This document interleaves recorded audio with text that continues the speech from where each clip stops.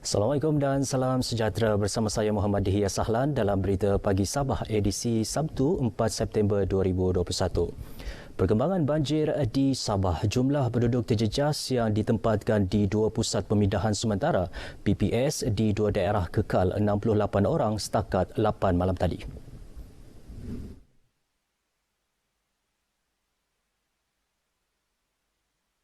Menurut kenyataan Sekretariat Jawatankuasa Pengurusan Bencana Negeri Sabah, seramai 53 orang membabitkan 17 keluarga ditempatkan di PPS Dewan DSP Dun Banir Beaufort. Sebanyak 45 kampung di Beaufort dilaporkan terjejas dinaiki air, sementara 15 kawasan di Membakut juga dilaporkan terkesan. Manakala 15 orang daripada 4 keluarga di PPS Dewan Mini Mesapol Sebitang. Sebanyak 65 kampung di daerah berkenaan dinaiki air susulan hujan lebat sejak Rabu lalu yang menyebabkan paras air sungai mengalung naik mendadak. Sementara itu, Jabatan Meteorologi Malaysia mengeluarkan amaran cuaca buruk dengan hujan lebat dijangka berterusan di kawasan pantai barat, Papar, Putatan, Pinampang, Kota Kinabalu, Tuaran dan Kota Belud sehingga hari ini.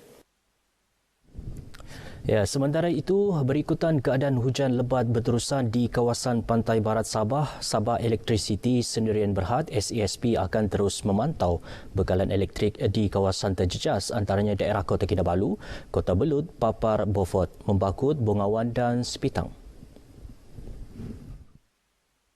Menurut kenyataan Pengurus Besar Kanan Pengurusan Aset SESB, Insinyur Idris Muhammad Noor, pasukan teknikal bersiap sedia 24 jam membaiki sebarang kerosakan, termasuklah penyediaan set janokuasa bergerak yang akan ditempatkan di lokasi terjejas. Atas dasar keselamatan, bekalan di pencawang elektrik yang ditenggelami air terpaksa dimatikan dan kerja pembaikan akan dilakukan sejurus air surut dan keadaan selamat. Pengguna yang terputus bekalan elektrik boleh menghubungi SESB di talian tertera. Sementara itu, Jabatan Bomba dan Penyelamat Malaysia JBPM membuat persediaan awal menghadapi banjir akibat monsun timur laut melanda beberapa daerah di Sabah. Ini termasuk memastikan 4 balai di bawahnya dilengkapi 6 buah bot, 4 buah kenderaan pacuan 4 roda dan lori untuk memudahkan proses pemindahan penduduk terjejas banjir. Kita tidak akan mencampurkan mangsa yang diangkat itu dengan keluarga yang lain bagi mengelakkan sebab kita tidak tahu status setiap mangsa yang kita angkat. Jadi jika kita membuat pemindahan menumpuk kepada satu-satu keluarga, memudahkan untuk kita mengawal ataupun mengelakkan sebarang kemungkinan jangkitan sekiranya ada mangsa yang dipindahkan itu mempunyai positif COVID. Baik, perkembangan semasa COVID-19 di Sabah, jumlah jangkitan baru kekal tinggi dengan 2,404 kes direkodkan semalam. Menurut kenyataan Menteri Kerajaan Tempatan dan Perumahan Sabah, Datuk Seri Panglima Masidi Manjun, 35 kes kematian dilaporkan iaitu 17 kes di Tawau, Sandakan 5, Kota Kinabalu 3, Kalabakan dan Beaufort masing-masing 2. Kinabatangan, Semporna, Kota Marudu, Keningau, Pinampang dan Papar masing-masing 1. Datuk Masidi memaklumkan seluruh daerah di Sabah mencatatkan perubahan angka kes positif yang terus meningkat dengan jumlah catatan sebanyak 1,393 kes daripada saringan kontak rapat. Dalam pada itu, seramai 1,729 pesakit sembuh semalam, menjadikan jumlah kumulatif 122,428 orang. Seramai 4,758 pesakit sedang menerima rawatan. Bilangan pesakit yang memerlukan penjagaan kritikal ialah 218 orang, merangkumi 133 pesakit di unit rawatan rapi dan 85 di wad terbuka kubikal akut. Manakala 81 orang lagi memerlukan alat bantuan pernafasan. Dalam kenyataan sama, Datuk Masidi memaklumkan kerajaan negeri telah memberi kebenaran kepada pengusaha premis restoran untuk meletakkan meja di ruang legar atau di kaki 5 restoran sejak 2 September lalu dengan syarat mendapat kebenaran daripada pihak berkuasa tempatan. Baik, sebelum ke berita seterusnya, kita ikuti statistik terkini kes COVID-19 mengikut daerah dan kadar vaksinasi bagi Sabah.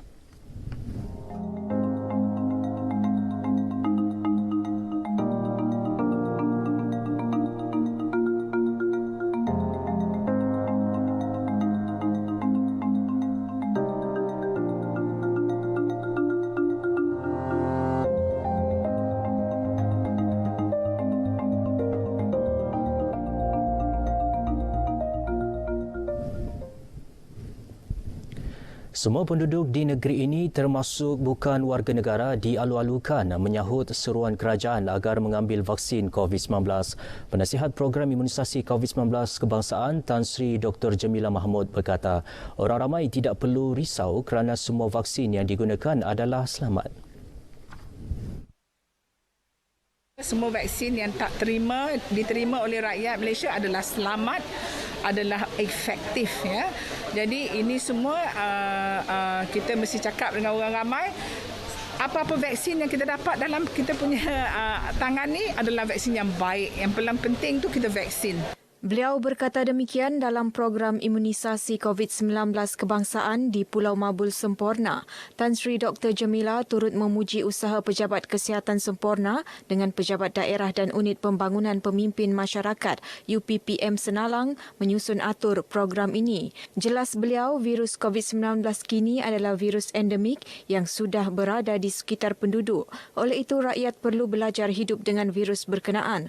Langkah terbaik dengan mengambil vaksin bagi mengurangkan risiko akibat COVID-19 selain mementingkan kesihatan diri dengan pematuhan SOP yang ketat dan pengudaraan yang baik di rumah.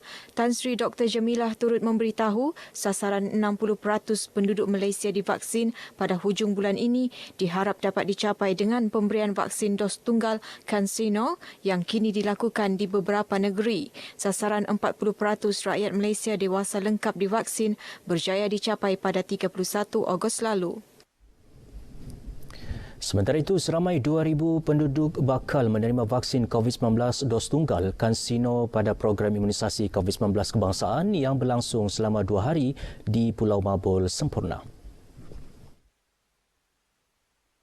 Program bermula seawal 8 pagi di sebuah pusat peranginan terkemuka di Pulau Mabul. Menurut Pengarah Kesihatan Negeri Sabah, Dr. Rosnani Mudin, pada hari pertama dianggarkan 1,000 hingga 1,200 dos dihabiskan memandangkan sambutan penduduk yang menggalakkan dan 1,000 dos lagi bakal diberikan kepada penduduk di pulau berkenaan.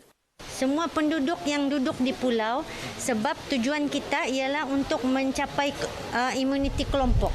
Jadi bila kita cakap imuniti kelompok, maksudnya sesiapa yang duduk di kawasan itu mesti divaksinasi.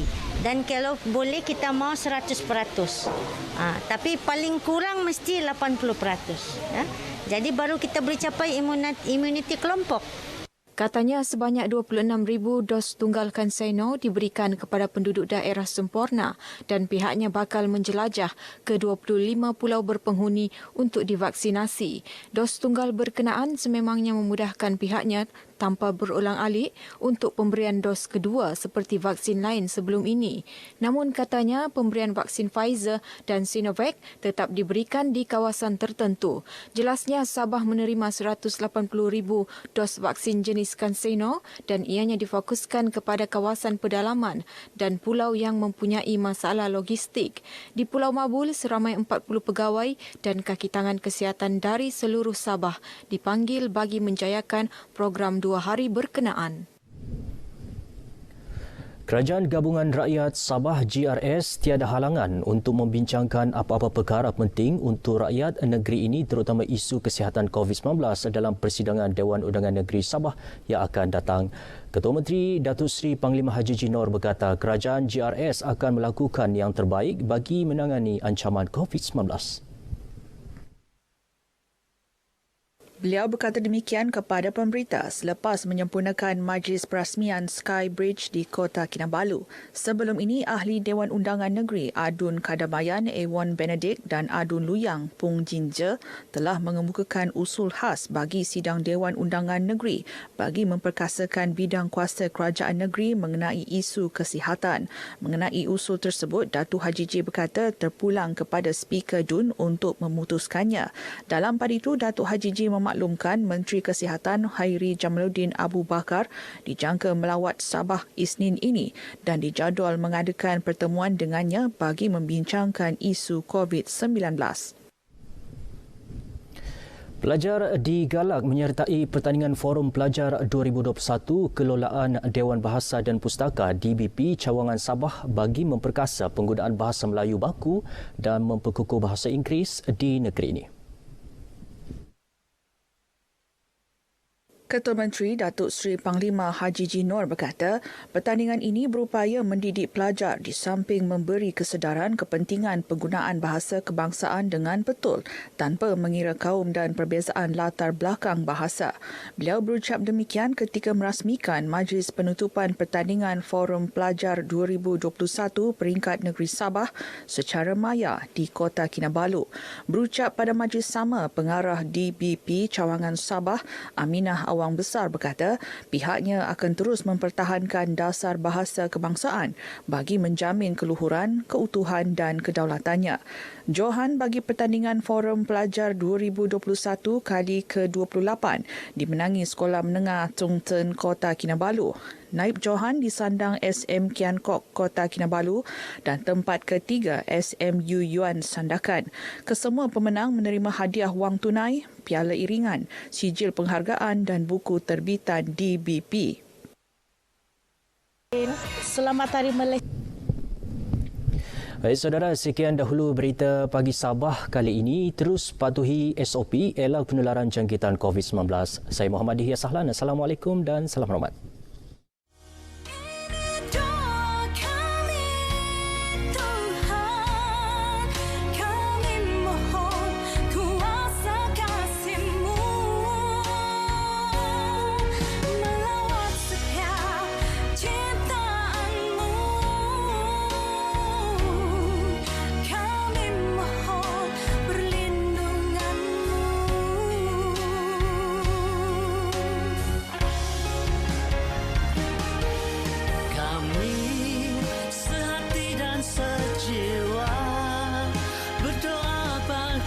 Negeri kami kan juga